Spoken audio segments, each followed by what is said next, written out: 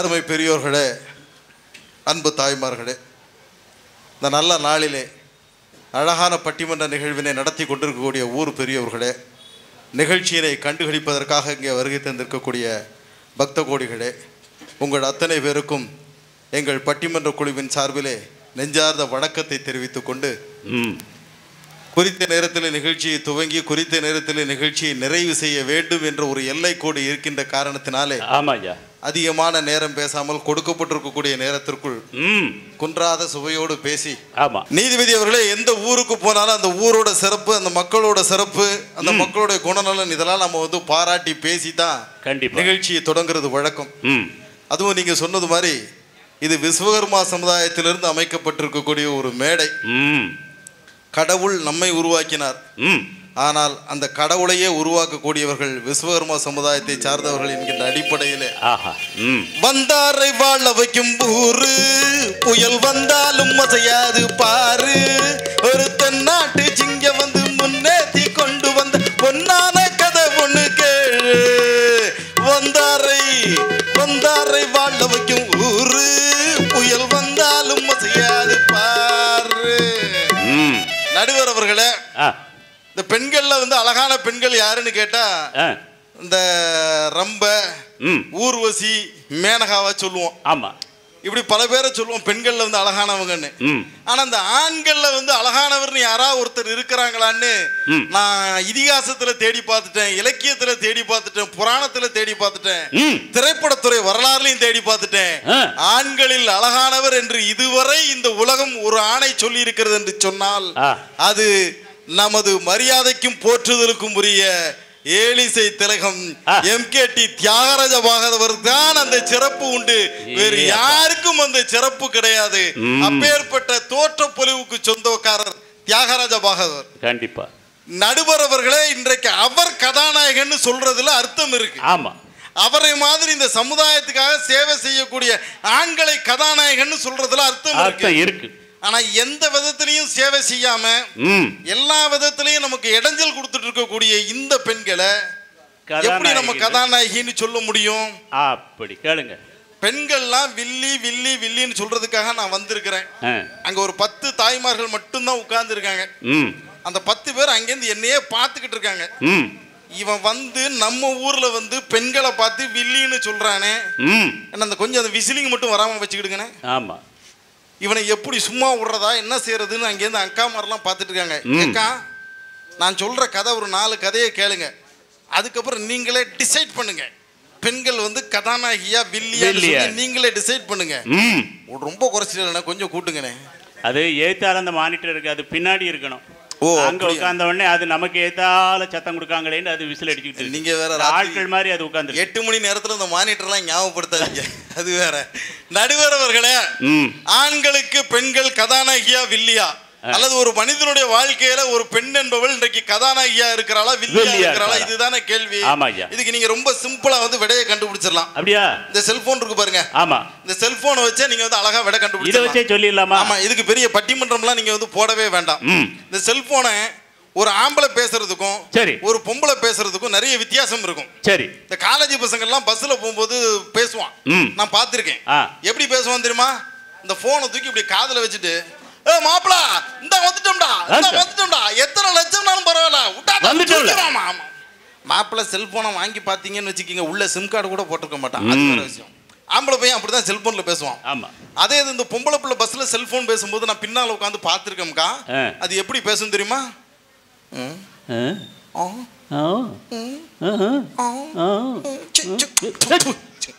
இது என்னது? அது போட்டோல செல்போன்ல நம்பரே இருக்காது, எல்லாம் முத்தம் கொடுத்து இந்த மூதையை போய்ல அதுக்கு முத்தம் கொடுக்காளா? இவளை கதாநாயகின்னு சொல்றதா வில்லின்னு சொல்றதா? நடுவர் அவர்களே, இன்றைக்கு இந்த நிகழ்ச்சியை சிறப்பான முறையிலே பதிவு செய்து கொண்டிருக்கிறார்களே எங்களது அருமை சகோதரர்கள் டாப் டிவியை சார்ந்த நண்பர்கள். அவங்க வந்து வெறும் உள்ளூர் தொலைக்காட்சி நிறுவனம் என்று மட்டும் நம்ம வந்து அவங்களை நினைச்சிடக்கூடாது. சரி, ஒரு ஆம்பளை எப்படி கதாநாயகனா இருக்கிறாங்கிறதுக்கு நான் உதாரணமாக சொல்கிறேன். இங்கே டாப் டிவி நிறுவனத்தை நடத்தி கொண்டிருக்கக்கூடிய என் இதயத்திற்கு இணக்கமான என் அன்பு நண்பர் ராஜா அவர்கள் இன்றைக்கு பாவநாசம் பகுதியிலிருந்து ஆரம்பிச்சு கோபாலசமுத்திரம் பகுதி வரையிலும் இருக்கக்கூடிய தாமிரபரணி நதியினுடைய இரு கரைகளையும் சுத்தப்படுத்துவதை தன் வாழ்நாள் லட்சியமாக வைத்து பணி செய்து கொண்டிருக்கிறார். அது மட்டும் இல்லாமல் அங்கே அருகாமையில இருக்கக்கூடிய அகத்தியர் மலையிலே இருக்கக்கூடிய அந்த அகத்தியர் சிலை தகர்க்கப்பட்ட போது அதை எதிர்த்து கண்டன குரல் கொடுத்து மீண்டும் அந்த இடத்திலே அகத்தியருக்கான சிலையை உருவாக்குவேன் என்று சபதம் எடுத்தார் நண்பர் ராஜா. அது மாத்திரமல்ல, சாதி சமயத்திற்கெல்லாம் அப்பாற்பட்டு சிந்தித்து பார்த்ததனுடைய விளைவாக காரக்குறிச்சி அருணாச்சலம் பிள்ளை அவர்களுடைய சிலையை முட்புதர்கள் மூழ்கி கிடந்த போது அதையெல்லாம் சுற்றி அந்த பகுதியை இன்றைக்கு பிரகாசமாக வைத்திருக்கிறார் என்று சொன்னால் அத்தனை சமுதாய பணிகளுக்கும் காரணமாக எங்கள் டாப் டிவி நண்பர் ராஜா அவர்கள் காரணமாக இருக்கிறார். ஒரு ஆம்பளை அவன் செய்யக்கூடிய தொழிலாக இருந்தாலும் சரி, எதுவாக இருந்தாலும் சரி, அத்தனையிலும் கதாநாயகனா இருக்கிறான். இந்த பொம்பளை எதுல கதாநாயகியா இருக்கிறான்னு நீங்க சொல்ல முடியும்? யோசிச்சு பாருங்க. வேற ஒண்ணும் இல்லக்கா, வேற ஒண்ணும் வேண்டாம். ஒரு சின்ன விஷயம் உங்களுக்கு சொன்னா புரியும். ஏக்கா, உங்களுக்கு தாலாட்டு பாட்டு பாட தெரியுமாக்கா? இப்ப யாரு பாடுதா?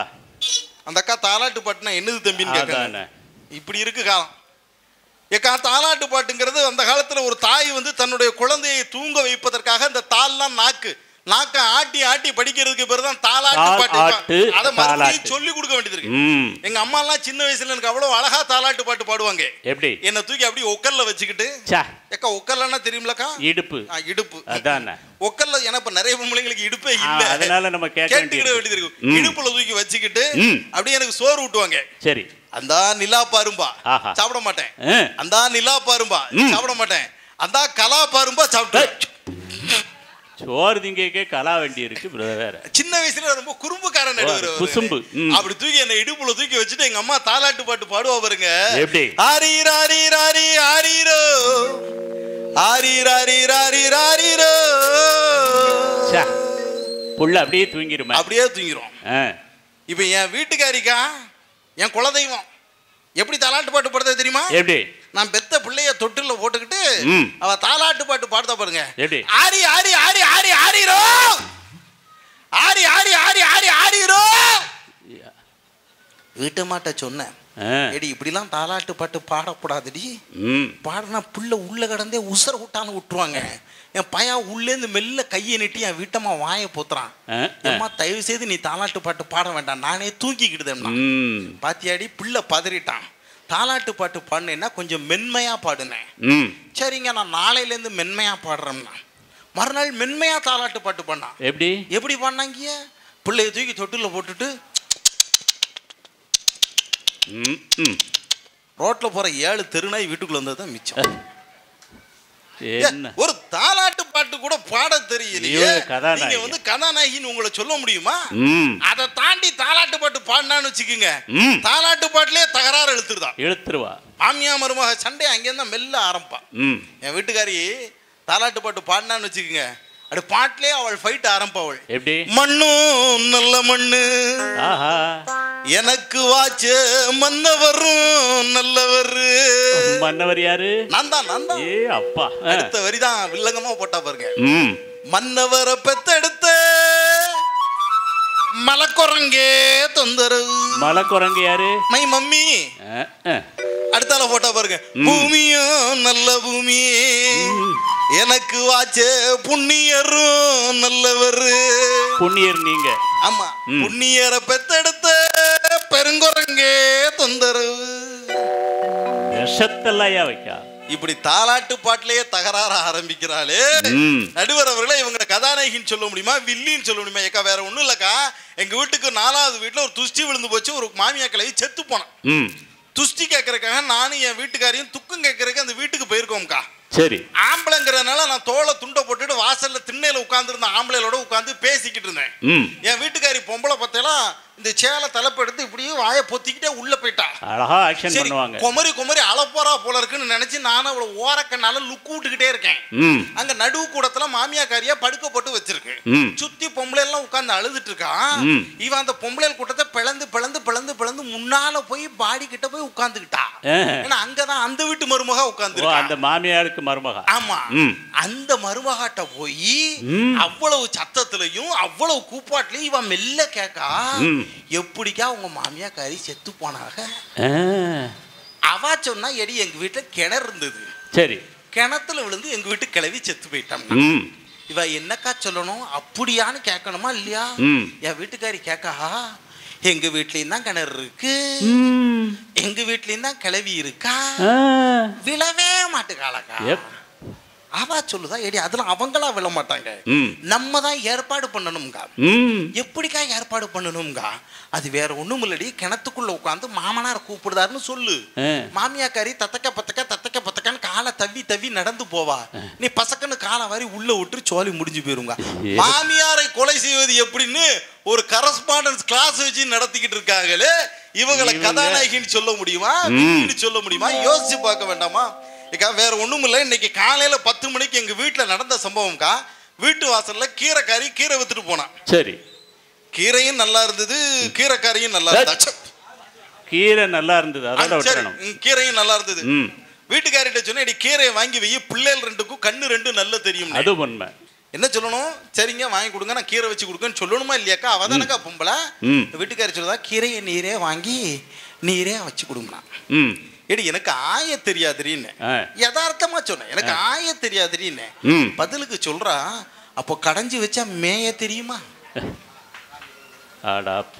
இதுக்கப்புறம் ஒரு ஆம்பளை உசுரோட இருக்கணுமான்னு நீங்க கேட்கறது எனக்கு புரியுது. வேற வழி இல்லாம வாழ்ந்துட்டு இருக்கேன்.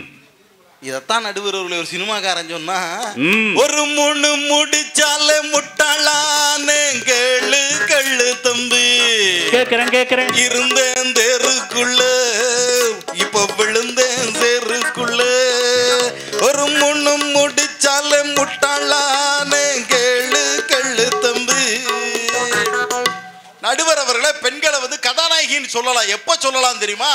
புருஷனை மதிச்சா சொல்லலாம். ஆமா, புருஷனுடைய சம்பாத்தியத்துக்குள்ள அவ வாழ்க்கையை நடத்தினா கதாநாயகின்னு சொல்லலாம். பெத்த குழந்தைய பேணி வளர்த்தா அவளை கதாநாயகின்னு சொல்லலாம். இந்த மூணுல ஏதாவது ஒண்ணு செஞ்சா கூட கதாநாயகின்னு சொல்லலாம். ஆனா இதுல ஒன்னையும் செய்ய மாட்டேங்கால. ஏக்கா போன மாசம் அண்ணன் ஜெபஸ்டியான் அவர்கள் கூட நான் ஒரு 10 பட்டிமன்றம் போனேன். அண்ணன் என்ன செஞ்சாரு, 10 பட்டிமன்றத்துல நான் சிறப்பா பேசினக்கா ஒரு 10,000 ரூபாய் என் கையில கொடுத்து, இதை செல்வகுமார்ட்ட மட்டும் சொல்லிடாதப்பா வச்சுக்கோன்னு சொல்லி கொடுத்தாரு. சரி, ஓ சொல்லிட்டேனா? 10,000 ரூபாய் கொண்டு வீட்டுக்கு போனேன். ஏடி ஐயா ஜெபஸ்டியான் ஒரு 10,000 ரூபாய் கொடுத்துருக்காங்க, குடும்பத்துல எல்லாத்துக்கும் ஜவுளி வாங்கிடுவோம்னு சொன்னேன். சரி, ஏதோ நான் குடும்பம்னு பேசுறவனே என் குடும்பம் ஏதோ பெரிய குடும்பம்னு நினைச்சிடாதீங்க. என்னுடைய குடும்பம் ஸ்மால் குடும்பம், சின்ன குடும்பம். நமக்கு மொத்தத்திலே 2 பொண்டாட்டி ஒரு பிள்ளை. ஒரு பொண்டாட்டி 2 பிள்ளை அப்படி சொல்லுங்க. ஆமா, ஒரு பொண்டாட்டி 2 பிள்ளை. அதானே ஃபர்ஸ்ட் பந்தா செகண்ட் போறான், செகண்ட் பந்தா ஃபர்ஸ்ட் போறான். புரிஞ்சுக்கிட்டு, அதாவது ஆமா, முத பையன் செகண்டுக்கு போறான், ரெண்டாவது பையன் ஃபர்ஸ்ட் ஸ்டாண்டர்ட் போறான். நான் அப்படி சொன்னா உங்ககிட்ட ஃபர்ஸ்ட் பந்தா செகண்ட் போறான், செகண்ட் பந்தா ஃபர்ஸ்ட் போறான். மூத்த பையன் செகண்டுக்கு போறான், ரெண்டாவது பையன் ஃபர்ஸ்ட்டுக்கு போறான். Please don't confuse. ஃபர்ஸ்ட் பந்தா செகண்ட் போறான், செகண்ட் பந்தா ஃபர்ஸ்ட் போறான். மொத்தத்துல நமக்கு 2 பிள்ளைக்கா, நண்டு 1 நசுக்கு 1 பெத்து வச்சிருக்கேன். சரியா? மொத்தத்துல 4 பேர், 2 பொண்டாட்டி ஒரு பிள்ளை. ஒரு பொண்டாட்டி 2 பிள்ளை, 4 பேரும் ஜவுளி எடுக்க போறோம். போகும்போது என் வீட்டுக்காரிட்ட தெளிவா சொன்னேன், எடி உனக்கு 3000 ரூபாய்க்கு சேல் எடுத்துக்கோ. உனக்கு 3000 ரூபாய்க்கு சேல் எடுக்கும்போது என்ன பெத்த தாய் எங்க அம்மாவுக்கு ஒரு 3000 ரூபாய்க்கு சேல் எடுத்துக்கோ. 3000 பிளஸ் 3000 கரெக்டா கணக்கு போட்டுவாங்கன்னா நான் கணக்குல வீக். 6000 ரூபாய் போச்சா? இந்த நண்டு 1 நசுக்கு 1 பெத்து வச்சிருக்கோம் பாருங்க, இதுக்கு ஒரு 1000, அதுக்கு ஒரு 1000, 8000 ஆயி போச்சா? நமக்கு சட்டைக்கு ஒரு 1000, பேண்ட்டுக்கு ஒரு 1000, 10,000 ரூபாய். கரெக்டா எல்லாருக்கும் பிளான் போட்டு 10,000 ரூபாய் கையில எடுத்துட்டு ஜவுளி கடைக்கு போறோம்க்கா. ஜவுளி கடை வாசல்ல தான் இறங்கி நிக்க. சடார்னு என் வீட்டுக்காரி கையை உதறிட்டு படார்னு வீட்டுக்குள்ள ஓடிட்டான். வீட்டுக்குள்ளயா? ஜவுளி கடைக்குள்ள. அதான் உள்ள ஓடி போனவா வெளியே வரும்போது ஏதோ 10,000 ரூபாய்க்கு பட்ஜெட்ல ஜவுளி எடுத்துட்டு வருவான்னு பார்த்தா ஒரே ஒரு சேலை எடுத்துட்டு வரா. என்னடா ஒரே ஒரு சேலை எடுத்துட்டு வந்திருக்கானேன்னு உள்ள தூக்கி பில்ல பாக்க 9,999 ரூபான்னு போட்டிருக்கு. ஜோலி முடிஞ்சது. 9,999 ரூபாய்க்கு அவ சேலை எடுத்தது கூட அதிசயம் இல்ல. சேலையை எடுத்துக்கிட்டு என் மெல்ல வந்து கேட்கான், நாங்கெல்லாம் ஜவுளி எடுத்தாச்சு, நீங்க என்ன எடுக்க போறீங்க? எப்பா நாங்கெல்லாம் ஜவுளி எடுத்தாச்சு, நீங்க என்ன எடுக்க போறீங்க? நான் பிச்சை எடுக்க போறோம். அவ்வளவுதான் நமக்கு நிலைமை. நீதிபதி அவர்களே, இன்னைக்கு ஆம்பளை அவ்வளவு பேரும் வாழ்க்கையில பிச்சை எடுத்துட்டு இருக்காங்கன்னா அதுக்கு காரணம் இந்த பொம்பளைங்க நகை நட்டு பட்டு புடவைன்னு எவ்வளவோ செலவழிச்சிட்டு இருக்காங்க. ஒரே ஒரு சின்ன விஷயம் சொல்றேன், இந்த விக்ரமசிங்கபுரத்தில் இருக்கக்கூடிய இந்த சபை என்பது சாதாரண சபை அல்ல. கற்றவர்கள், நல்லவர்கள், நாளும் தெரிந்தவர்கள், படித்தவர்கள், பண்பாளர்கள் இருக்கின்ற சபை என்கின்ற காரணத்தினாலே நான் நியாயமான ஒரு விஷயத்தை கேட்கிறேன். ஒரு 20 வருஷம் 30 வருஷத்துக்கு முன்னால ஒரு ஆம்பளை முடி வெட்டணும், தாடி எடுக்கணும்னா எங்க போவான்? சலூன் கடைக்கு. சலூன். ஆமா, முடிய வெட்டுவான், தாடி எடுப்பான், வந்துருவான். ஆம்பளைங்களுக்கு மட்டும்தான் அந்த கல்ச்சர், அந்த பழக்கம் உண்டு. சரி. ஆனா இப்ப ஆம்பளை கூட 3 மாசத்துக்கு ஒரு கட்டா சலூன் கடைக்கு போறான். பொம்பளை பாத்தீங்கன்னா வாரத்துக்கு ஒருக்க போறா. வாரத்துக்கு என்ன டெய்லின்னு சொல்லுங்க. லேடிஸ் பியூட்டி பார்லர்னு ஊருக்கு ஊர் தெருவுக்கு தெரு ஆரம்பிச்சிட்டான். பெண்கள் அழகு நிலையம்னு எங்க ஊர்ல எங்க தெருன்னு ஒண்ணு ஆரம்பிச்சாம்க்கா, பெண்கள் அழகு நிலையம்னு. என்னடா பெண்களுக்கு என்ன அழகு பண்றான்னு பாப்பமேன்னு ஒரு நாள் உள்ள போய் எட்டி பார்த்தேன்.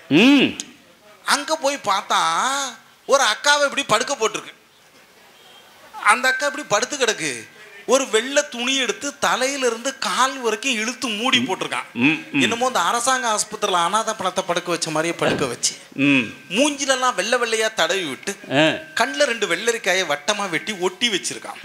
அந்த அக்காட்ட போய் கேட்டேன், ஏக்கா என்னக்கா செய்ய போறீங்கன்னு. தம்பி நாங்க ப்ளீச்சிங் பண்ண போறோம். நாங்க ப்ளீச்சிங்? ஆமா. ஏக்கா ப்ளீச்சிங்னா என்னதுக்கானே? அது வேற ஒண்ணும் இல்ல தம்பி, இந்த அக்காவை நாங்க 3 தடவை சுத்தி வருவோமா, கடைசியில புளிச்சுன்னு துப்பிடுவோம், அதான் ப்ளீச்சிங். ஏக்கா விளையாடாதீங்க, உண்மையை சொல்லுங்க, மூஞ்சில எல்லாம் வெள்ளை வெள்ளையா தடவி வச்சிருக்கல, என்னது?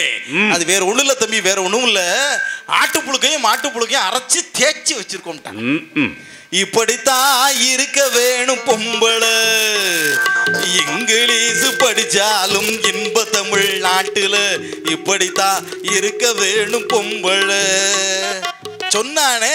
உடல் அழகை ஊருமெச்ச காட்டக்கூடாது, மேலே உடுப்புகளை இடுப்பு தெரிய மாட்டக்கூடாது, உதட்டு மேல சிவப்பு சாயம் பூசக்கூடாது, உழவனுக்கு ஏற்ற பண்பை மாற்றக்கூடாது, அதுக்கு இப்படித்தான் இருக்க வேணும் பொம்பளை, இப்படித்தான் இருக்க வேணும் பொம்பளை, இங்கிலீஷ் படிச்சாலும் இன்ப தமிழ்நாட்டிலே இப்படித்தான் இருக்க வேணும் பொம்பளை. கேட்டாங்களா? கேட்கலையே. யாரையா கேட்டா? நடுவர் அவர்களே, குழந்தைய வளர்க்கறதுல புருஷனுடைய சம்பாத்தியத்துக்குள்ள தெரியலையே. இங்க வந்து இவங்க என்ன கதை பேசிக்கிட்டு இருக்காங்கன்னு வேற ஒண்ணும் இல்லக்கா. போன வாரம் ஞாயிற்றுக்கிழமை மத்தியானம் 1 மணிக்கு வீட்டுக்கு சாப்பிட போயிருக்கேன். சரி, எவ்வளவு பசியோட போயிருப்பேன்னு நீங்களே யோசிச்சு பாருங்க.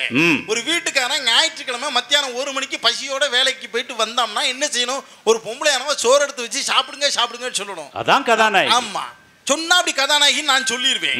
நான் போய் சாப்பிட உட்கார்ந்துருக்கேன். என் வீட்டுக்காரி இலை எடுத்து போட்டா, சோறு எடுத்து வச்சா, சோறு எடுத்து வச்சுக்கிட்டே மெல்ல என்ற ஒரு வார்த்தையை போட்டா பாருங்க.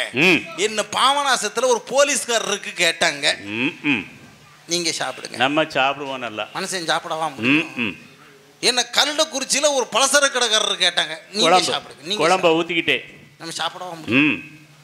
இதுக்கு கல்யாணம் முடிஞ்சு 14 வருஷம் ஆகுதுக்கா. என்ன பார்த்தா அப்படி தெரியாது, ஆனா உண்மையில 14 வருஷம் ஆகி போச்சு.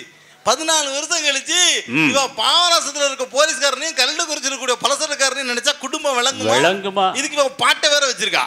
என்ன மனம் உள்ள பொண்ணு என்ன மருத இல்ல கேட்டாங்க, அந்த மன்னார் குடியில் கேட்டாங்க, சீர்சனத்தையோட வந்து சிங்கப்பூர்ல கேட்டாங்க, அந்த சின்னமன்னூர்ல கேட்டாங்க.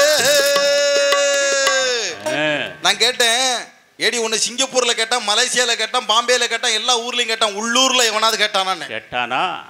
கேட்டிருக்க மாட்டான். ஏன்னா உள்ளூர்ல கோழி களவாண்ட கதை ஊருக்கே தெரியும். களவாணி இங்க வந்து கல்யாணத்துக்கு முன்னா அடிச்சு விட்டா பாருங்க, எங்க ஊர்ல பாலாறு தேனாறு ஓடும், நாங்கெல்லாம் குப்புற கிடந்து நக்கி நக்கி குடிப்போம்ட்டா.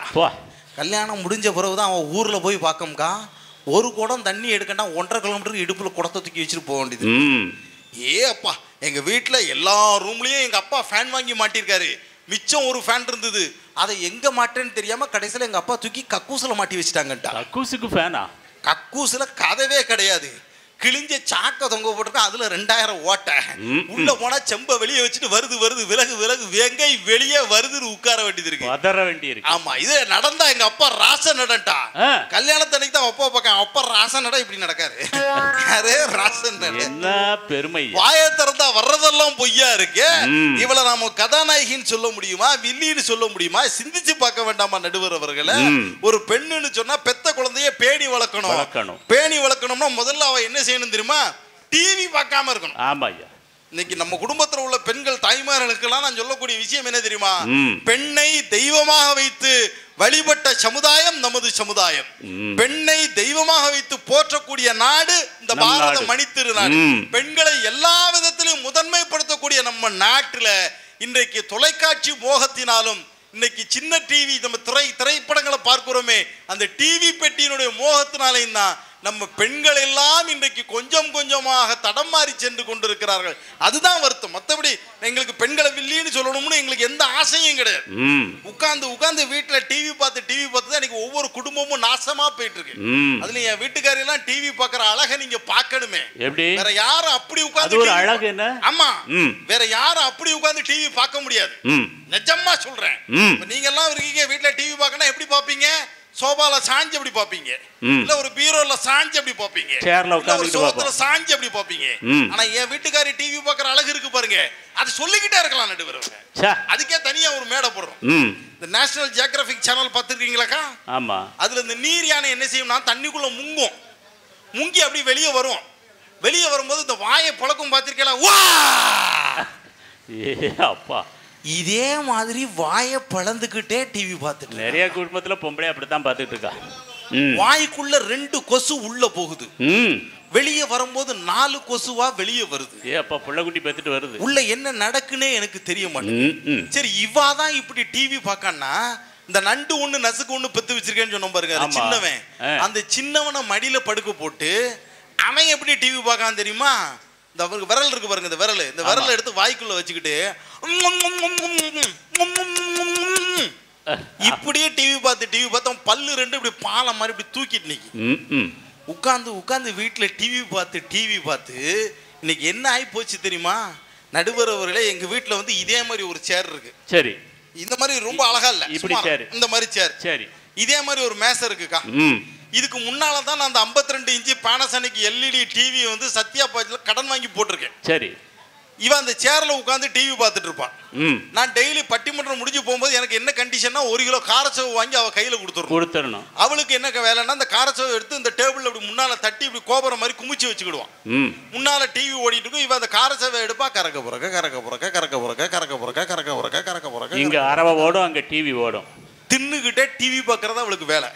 இந்த காரச்சவை தின்னு உட்காந்து டிவி பார்த்துட்டு இருந்தாலா உடம்பு கிழக்கையும் மேக்கையும் விரிஞ்சு போச்சு. இப்ப இந்த மாதிரி சேர்ல அவளால உட்கார முடியல. சரி, 8 பெஞ்சு செஞ்சு போட்டிருக்கேன். உருண்டு புரண்டு படம் பார்த்துட்டு இருக்கா. கல்யாணம் முடிஞ்சு வரும்போது என் வீட்டுக்காரி வெறும் 60 கிலோ இருந்தா. என்கிட்ட சொன்னா என்னால அம்மி அரைக்க முடியலங்க, ஒரு மிக்சி வாங்கி கொடுங்கன்னா ஒரு மிக்சி வாங்கி கொடுத்தா அதுல ஒரு 20 கிலோ கூடி போச்சு. சரி, 60 20 80. அடுத்தவன் முண்டாட்டினா நடுவர் கரெக்டா கணக்கு பண்ணுவாச்சு. அடுத்தால சொன்னா எனக்கு மாவாட்ட முடியல, ஒரு கிரைண்டர் வாங்கி கொடுங்கன்னா. சரி, ஒரு கிரைண்டர் வாங்கி கொடுத்தா அதுல ஒரு 20 கிலோ கூடி போச்சு. 80 20 கேட்டான் இவ்வளவு கணக்கு போடுவாங்க. அட்ராசம் ரெடியா இருக்காங்க கணக்கு. அடுத்தால சொன்னா அந்த மாதிரி துணி துவைக்க முடியல, ஒரு வாஷிங் மிஷின் வாங்கி கொடுக்கன்னா அதுல ஒரு 20 கிலோ கூடி போச்சு. ஆக மொத்தம் 120 கிலோ ஆகி போச்சு. ஒரு நாள் ராத்திரி பட்டிமன்றம் முடிஞ்சு நான் வீட்டுக்கு 3 மணிக்கு வீட்டுக்குள்ள போறேன். வீட்டுக்குள்ள சத்தம் கேக்கு, என்னடா பெருச்சாளி எதுவும் புகுந்துட்டான்னு உள்ள போய் எட்டி பார்க்க என் வீட்டுக்காரி என்னண்ணே மூச்சுன்னா கழுதைய வேணா நிறுத்திறேன், உங்களுக்கு நிறுத்தாம நான் நிறுத்த மாட்டேன். சரி, இப்ப என்ன செய்யலாம்னு டாக்டர்கிட்ட போனோம்னா சரி வாடி போவோம்னு கைய பிடிச்சி வெளியே இழுக்கம்கா, பாடி நிலைய தாண்டி வர மாட்டேங்க. பிறகு கடப்பாறை எடுத்து நிலையெல்லாம் தட்டி பேத்து உருட்டி பரட்டி வெளியே நிப்பாட்டி ஆட்டோ டிரைவருக்கு போன் அடிச்சு என்ன கொஞ்சம் அவசரம்னே ஆஸ்பத்திரிக்கு போகணும்னே வாங்கினேன்னே. ஆட்டோ டிரைவரும் வந்துட்டாரு, நின்னுட்டாரு, எட்டி பார்த்தாரு, என் வீட்டுக்காரிய பார்த்தாரு, என்ன பார்த்தாரு. அப்புறம் சொன்னாரு பாருங்க ஒரு வார்த்தை, ஏன்னா இதெல்லாம் டிப்பர்ல கொண்டு போக வேண்டிய சரக்குன்னா ஆட்டோல ஏத்த முடியாது. பிறகு உருட்டி பரட்டி ஒரு வழியா கொண்டு போய் டாக்டர் வீட்டு முன்னால நிப்பாட்டி வச்சிருக்கேன். டாக்டர் 3ஆம் மாடியில இருந்து சன்னலை திறந்து எட்டி பார்க்காரு. இவா தரையில இருந்து சன்னலுக்குள்ள தலைய உள்ள விடுதா. சங்கரங்கோயில ஆலி மாதிரி வளர்ந்து கிடக்கா சண்டாளி. எடிச்சு டாக்டர் பதறி அடிச்சு படபடன்னு இறங்கி ஓடி வந்து மதுரை திருமல நாயக்கர் மகால் தூண சுத்துற மாதிரி என் வீட்டுக்காரிய 3 தடவை சுத்தி வராரு டாக்டர். ஆமா, என்ன டாக்டர்னே அவர் சொன்னாரு, தம்பி இப்போதைக்கு ஒண்ணுதான் பண்ண முடியும், உன் வீட்டம்மாவை 5 நிமிஷம் தம் கட்டி நிக்க சொல்லு, நான் பின்னாடி ஒரு இன்ஜெக்ஷன் போடணும்னாரு. சரி, வீட்டம்மாட்ட சொன்னேன், டாக்டர் ஏதோ இன்ஜெக்ஷன் போடணும்காக நீ ஒரு 5 நிமிஷம் மட்டும் தம் கட்டி நில்லு. சொன்ன பேச்ச ஒழுங்கா கேட்டுட்டா. ஏ அப்பா, டாக்டர்கிட்ட சொன்னேன், டாக்டர் இதுதான் அரிய சந்தர்ப்பம், நழுவ விடாதீர்கள், இன்ஜெக்ஷனை போட்டுருங்க. அந்த மனுஷன் போட்டிருக்கணுமா வேண்டாமா? மறுபடியும் என்கிட்ட சொன்னா எல்லாம் உன் விட்டமா தம்ம கம்ப விட்டுற போறால, மறுபடியும் போய் சொல்லிட்டு வா, நல்ல தம்ம ஏத்தி பிடிக்க. நான் குடுகுடுன்னு சுத்தி முன்னால ஓடி வந்து அவட்ட சொன்னேன், டாக்டர் கொஞ்சம் பயந்த சுவ மாதிரி தெரியுது, நல்லா இருப்ப தம்ம ஏத்தி பிடினே. அவ 2வது தடவையா தம்மை ஏத்தி பிடிச்சா. அப்ப போட்டாரா? ஆமா, டாக்டர் சொன்ன, டாக்டர் விட்டுறாதீங்க, இப்பமாவது இன்ஜெக்ஷன் போடுங்க. அப்பமாவது அந்த மனுஷன் போட்டுருக்கணுமா வேண்டாமா? மறுபடியும் என்கிட்ட சொன்னாரு, ஏல உன் விட்டமா தம்பகமா விட்டுற போறால, ஓடி போய் இன்னொரு தடவை சொல்லிட்டு வந்துட்டாரு. ஓடி போய் வீட்டை மட்டும் மூச்சரைக்க சொன்ன, ஏடி டாக்டர் அந்த குத்தீரும் கொலையரமா கடந்து சாவர மாதிரி தெரியுதுடி, நீ நல்லா இருப்பா, தம்மை ஏத்தி புடின. ஏத்தி பிடிச்ச தம்ம பூரா வெளியே விட்டு டாக்டர் தூக்கி 5 கிலோமீட்டருக்கு அப்பால எரிஞ்சு இப்ப டாக்டர் தொட்டில் போட்டு ரோட்ல இப்படி அலைதாரு. அவருக்கு 5000 ரூபாய் செலவுக்கு நான் கொடுத்துட்டு வந்தேன். இது தேவையா? இது அன்னைக்கே வீட்டுக்குள்ள உட்கார்ந்து அம்மி அரைச்சிருந்தா இந்த பிரச்சனை வந்திருக்குமா? அன்னைக்கே வீட்டுக்குள்ள உட்கார்ந்து மாவாட்டி இருந்தா இந்த பிரச்சனை வந்திருக்குமா? அன்னைக்கே வீட்டுக்குள்ள உட்கார்ந்து துணி துவைச்சிருந்தா இந்த பிரச்சனை வந்திருக்குமா? நடுவர்களே, ஒரு பெண் என்பவள் இன்றைக்கு தொலைக்காட்சி திரைப்பட மோகத்திலே உழைப்பை மறந்து விட்டாள், குடும்ப கடமைகளை மறந்து விட்டாள், பெற்ற குழந்தைகளை பேணி வளர்க்க தவறிவிட்டாள், கணவனை மதிக்க மறந்து விட்டாள். இத்தனை தவறுகளை செய்கிற பெண் ஒருபோதும் கதாநாயகியாக இருக்க முடியாது. அவள் வில்லியே வில்லியே வில்லியே என்று சொல்லி வாய்ப்பளித்த அத்தனை பேருக்கும் நன்றி தெரிவித்துக் கொண்டு இந்த நிகழ்ச்சியை மிக சிறப்பாக HD கேமராக்களால் ஒளிப்பதிவு செய்து கொண்டிருக்கக்கூடிய எனது டாப் டிவி நண்பர்களுக்கும் அருமை சகோதரர் சங்கர் அவர்களுக்கும் மீண்டும் ஒரு முறை நன்றியை தெரிவித்துக் கொண்டு விடைபெறுகிறேன். நன்றி, வணக்கம் நடுவர் அவர்களே. மரணம் என்னும் தூது வந்தது, அது மங்கை என்னும் வடிவில் வந்தது, சொர்க்கமாக நான் நினைத்தது இன்று நரகமாக மாறிவிட்டது. எவ்வளவு வேதனையா மனுஷன் பட்ட வேதனை தாமா உண்மையிலே நடக்கு வீடுகள்ல. அப்பா, அந்த டிவின்னு ஒன்று வந்தது, ஒரு சவுத்துல டிவியை சாத்தி போட்டிருக்கு, ஒரு சவுத்துல பொம்பளைகளை சாத்தி போட்டிருக்கு. எந்த சவுத்தில் எதை சாத்தி போட்டுருக்கு? நல்லா இருப்பிய வெளியிலேருந்து வர புருஷனுக்கு என்ன வேணும்னு அதை கவனிக்கலாம் இல்லையா? அந்த டிவிலெல்லாம் உண்மையிலே தொடர் நடக்கிறப்ப நல்ல ஆம்பளை வீட்டுக்குள்ளே போக முடியாது, கொன்னே விடுவாள். விளம்பர இடைவெளிக்கு உள்ளே போனால் தான் ஏதாவது கொடுப்பான். இது நடக்கா இல்லையாம்மா? நான்லாம் கரெக்டாக விளம்பர இடைவெளி பார்த்து தான் உள்ளே போவேன். ஏதாவது இருக்கா போடுமாம்பேன். அன்றைக்கி அவசர அவசரமாக தோசை சுட்டு கொண்டு போட்டான், பிச்சு வாயில் வைக்க போகிறோம், தோசை என்ன மாதிரி கருப்பாக இருக்குது. நம்ம தான் கருப்பு, தோசையுமா இப்படின்னு நினச்சிக்கிட்டு என்ன ஏதுன்னு விசாரிச்சா, இந்த பையுள்ள டிவி பார்க்க அவசரத்தில் தோசைக்கல்ல இப்படி வச்சு மாவு ஊற்ற போல மாற்றி வச்சு ஊற்றிட்டு வந்திருக்கா. குடும்பம் விளங்குமா? முதல்ல ஒருவேளை டிவியில் தொடர் நடக்கிறப்போ கரண்ட் போயிட்டுன்னு வைக்க, பொம்பளை பூரா சொல்ல பாருங்க, டிரான்ஸ்ஃபார்மில் இடி விழாம்பா, அவ்வளோ வைத்தறிச்சல் அவளுக்கு. அப்போ வேற என்ன நடந்தாலும் கவலை இல்லை. ஒருவேளை கேபிள் கட் ஆகிட்டு வைங்க, கேபிள்காரன் கையில் பாம்பு கொத்தாம்பாடுவோம். அப்பா, சாபம் விடுறத பார்த்தியண்ணா, அதில் என்ன இருக்குன்னு அப்படி உட்காந்துருக்கிய? வீட்டுக்காரரை கவனிக்கலா? எவ்வளோ உண்மையில்லைங்க. வீட்டுக்காரரை சரியாக உபசரிக்கிறீர்களா? குழந்தை வளர்ப்பு சரியாக இருக்கா? மாமன் மாமியாரை மதிக்கிறீர்களா? ஒரு காலத்தில் சொன்னா, மணமகளே மருமகளே வா வா, ஓ வலது காலை எடுத்து வைத்து வாவா, குணம் இருக்கும் குலமகளே வாவா, தமிழ் கோயில் வாசல் திறந்து வைத்தோம் வாவா. 70 வருஷத்துக்கு முந்தின பாட்டு. இன்னைக்கும் புது பொண்ணு ஒரு வீட்டுக்கு வந்துச்சுன்னா அந்த பாட்டை தான் போடுவாங்க. எல்லாரும் போய் வேடிக்கை பார்ப்பான், அந்த வீட்டுக்கு புது பொண்ணு வந்திருக்கா, வாழ வைக்க வந்த தெய்வம்ண்டு. இப்போ அந்த பாட்டு இருக்கு, ஆனால் சில வரிகளை தான் மாற்றி விட்டாளுவோம்.